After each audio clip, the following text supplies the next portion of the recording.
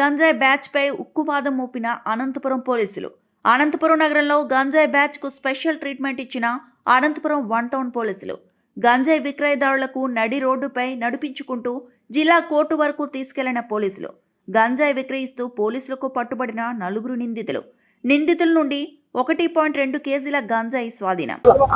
అనంతపురం జిల్లా SP Shri P Jagadish గారు ఆదేశాల మేరకు మా డిఎస్పీ గారి ఆధ్వర్యంలో మా అనంతపురం 1 టౌన్ పోలీస్ స్టేషన్ పరిధిలో ఉన్న గంజాయి ఎక్కడైనా అమ్మినా కానీ సేధించినా కానీ వాళ్ళపైన ప్రత్యేక చర్యలు తీసుకుంటున్నాం. అందులో భాగంగానే ఈరోజు గంజాయి విక్రయిస్తున్న 4 అరెస్ట్ చేయడం జరిగింది.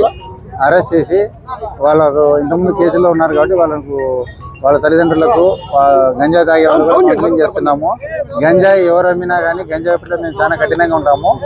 ఎవరు అమ్మినా ఎవరు తీసుకున్నా ఏం చేసినా కూడా పోలీస్ శాఖ చాలా గట్టిగా వ్యవహరిస్తారని చెప్పి తెలియజేస్తాం. అమ్మే వాళ్ళని పట్టుకున్నామండి. అమ్మే వాళ్ళని పట్టుకున్నాము. దానికి అలవాటు పడిన పిల్లలు ఎవరైనా ఉంటారో కన్స్యూమర్స్ ఎవరంటే వాళ్ళని పిలిపించి దీనికి పంపిస్తాను, డి అడిక్షన్ సెంటర్కి పంపిస్తాం.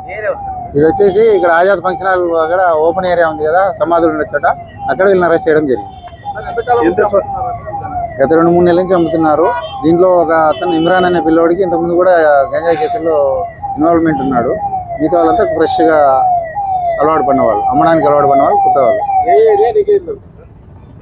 మొత్తం 1 కేజీ 200 గ్రాములు దొరికిందండి. నలుగురు టీవీ టవరు, బుక్కరాయ సముద్రం వాళ్ళు వివిధ మన టౌన్లోనే వివిధ ప్రాంతాల్లో ఉండేవాళ్ళు.